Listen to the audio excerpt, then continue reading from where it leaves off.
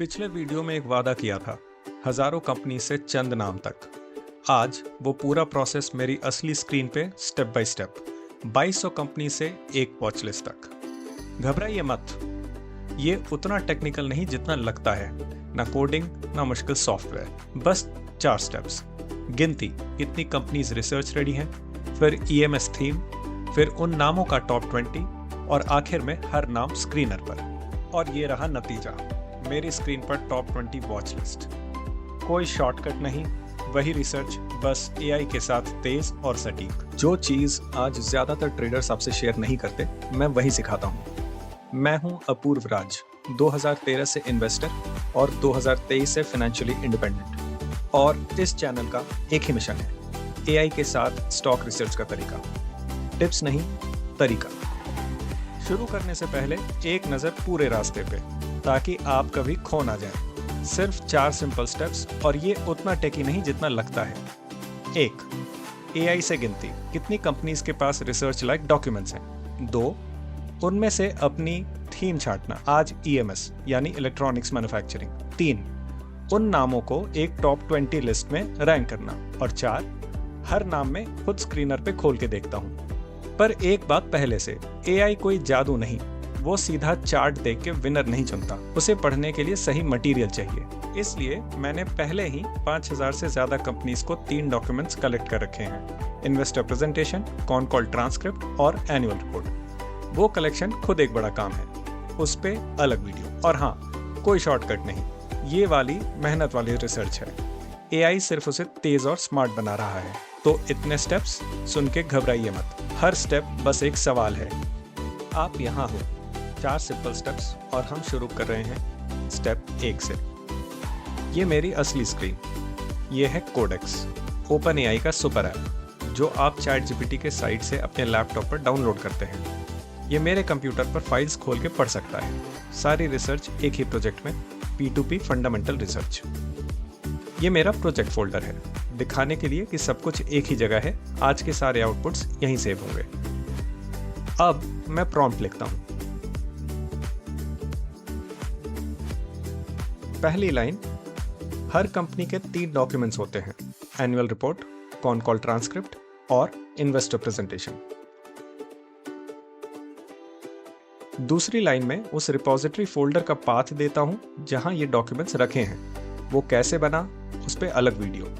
फिर पूछता हूं कितनी कंपनीज के पास कोई डॉक्यूमेंट है, कितनी के पास एक और कितनी के पास 2 या ज्यादा, ताकि AI क्रॉस चेक कर सके।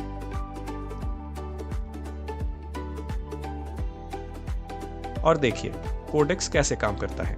हर फोल्डर के अंदर एक एक फाइल गिनता है, सपोर्ट फोल्डर्स छोड़ देता है, सिर्फ असली कंपनीज गिनता है। और ये रहा जवाब। 5503 कंपनीज में 2272 के पास 2 या ज्यादा डॉक्यूमेंट्स हैं। यही 2200 मेरी रिसर्च यूनिवर्स का बेस है। यहीं से अगला स्टेप। आप यहां हो। स्टेप 1 गिनती हो चुका, 2272 कंपनीज रिसर्च रेडी। अब स्टेप 2 थीम। और हाँ, एक जरूरी बात, जो फोल्डर मैं प्रॉम्प्ट में दे रहा हूँ उसमें इन कंपनीज की फाइल्स का टेक्स्ट पहले से निकाला हुआ है। ये एक्सट्रैक्शन इसलिए करते हैं ताकि AI एजेंट तेजी से डॉक्यूमेंट्स रीड कर सके। इसको तैयार करने की प्रोसेस मैं कंपनी डॉक्यूमेंट्स एक्सट्रैक्ट करने वाले वीडियो में बताऊंगा। अब प्रॉम्प्ट, इनमें से सिर्फ EMS वाली कंपनीज पहचानो और एक फोकस लिस्ट बनाओ। कोडेक्स तुरंत नाम नहीं गिनता, पहले समझता है कि ये क्लासिफिकेशन है, काउंटिंग नहीं। हर कंपनी का बिजनेस मॉडल देखना पड़ता है, सिर्फ फोल्डर गिनने से काम नहीं बनेगा।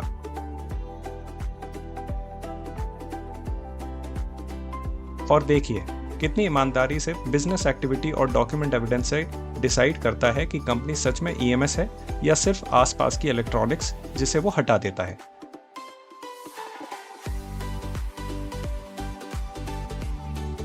बीच में एक छोटा काम, थ्रेड का नाम बदल देता हूँ, फाइंडिंग EMS कंपनीज।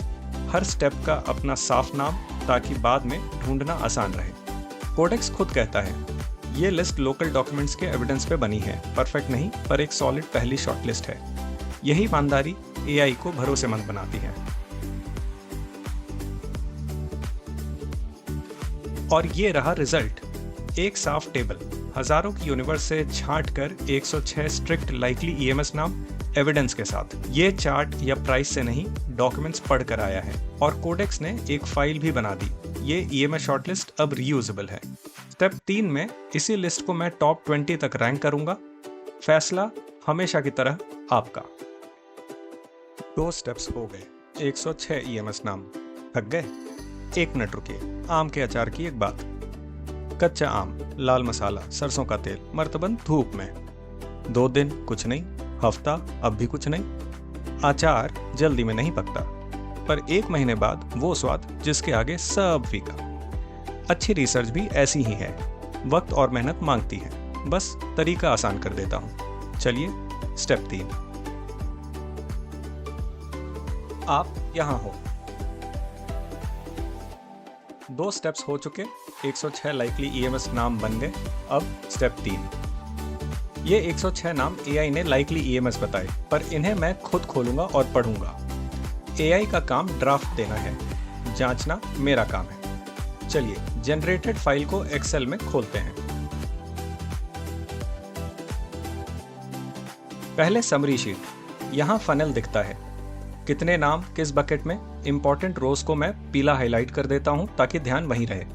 यह सिर्फ गिनती नहीं, बताता है एआई ने कैसे छांटा।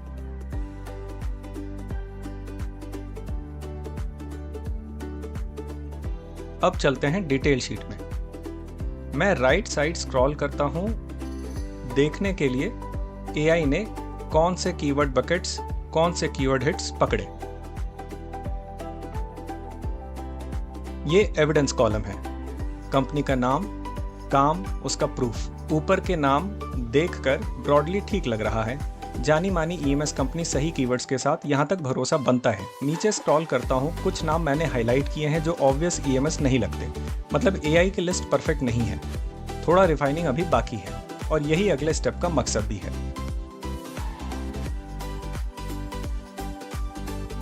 तो मैं कोडेक्स को वापस कहता हूं, इस लिस्ट को और निचोड़ो, सबसे स्ट्रॉन्ग टॉप 20 नाम निकालो और साथ में हर कंपनी की वेबसाइट भी यूज करो ताकि जानकारी और एक्यूरेट रहे।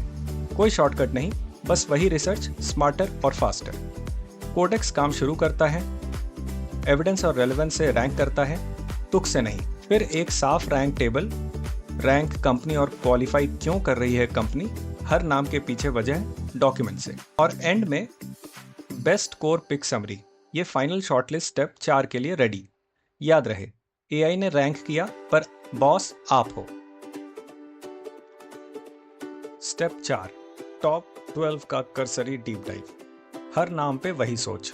5 चीजें, size valuation, PNL, balance sheet, holding और डॉक्स। कुछ नाम डिटेल में, बाकी एक नजर। चलिए पहला नाम।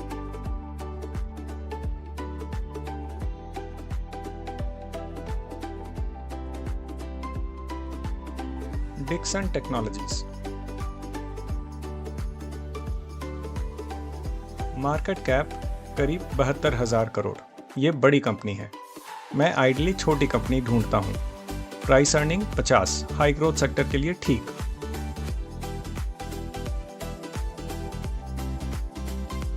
चार्ट पे दाम रिसेंटली करेक्ट हुआ, बेटर एंट्री। पीएनएल, रिवेन्यू 2023 से 2026 में 4 गुना बढ़ा है। नेट प्रॉफिट भी उतनी ही ताकत से बढ़ा है, जो कि अच्छी बात है।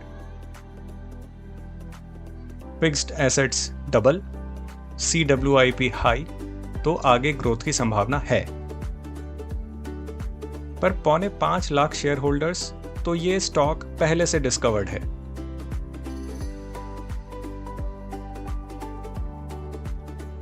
नेक्स्ट आते हैं केन्स टेक्नोलॉजी।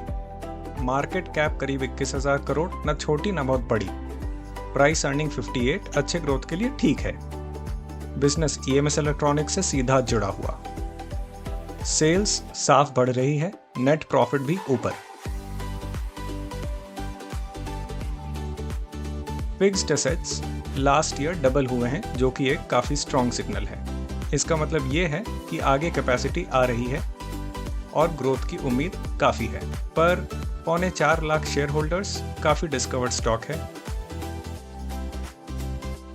सिरमा SGS इस वीडियो में डिटेल नहीं दे रहा, प्रोसेस वही है, सिर्फ एग्जाम्पल्स पे फोकस। ये एक जनरल हेल्थ चेकअप है। मकसद कौन सा नाम डीपर रिसर्च लायक, सारे 12 देखे, वीडियो में चुनिंदा दिखाए। चलिए आगे बढ़ते हैं। अगला है सायंट DLM, जो कि एक माइक्रो कैप कंपनी है। प्राइस अर्निंग 50, जो कि हाई ग्रोथ सेक्टर के लिए ठीक है। कोर PCBA और बॉक्स बिल्ड मैन्युफैक्चरिंग में इसका मेन काम है। PNL में लास्ट 2-3 साल में बड़ा जंप नहीं है, पर यह सायंट लिमिटेड की सब्सिडियरी है। चूंकि ये इमर्जिंग सेक्टर की कंपनी है और अच्छी पेरेंटेज से आती है, तो ये भी डीपर डाइव लायक है। इन्वेस्टर होल्डिंग में कोई स्पेसिफिक चीज नहीं जो हम डिस्कस करना चाहें। डॉक्स कंसिस्टेंट, होल्डिंग एवरेज है। चलिए आगे बढ़ते हैं। अगली कंपनी है एमट्रॉन इलेक्ट्रॉनिक्स, जो कि एक माइक्रो कैप कंपनी है।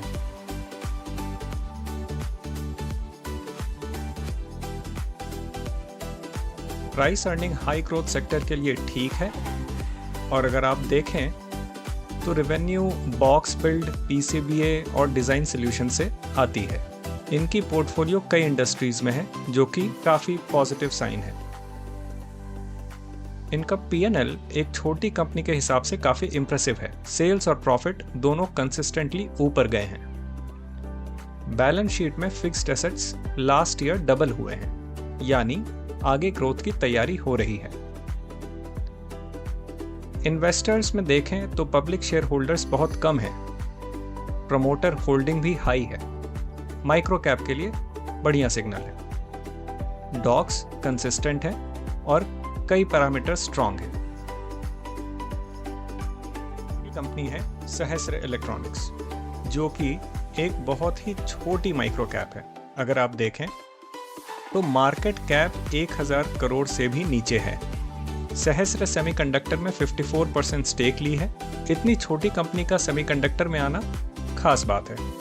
इनकी मैन्युफैक्चरिंग फैसिलिटी नोएडा के SEZ में भी है। सेल्स 2 साल से ऊपर, और 2026 में ये कंपनी प्रॉफिटेबल हुई है।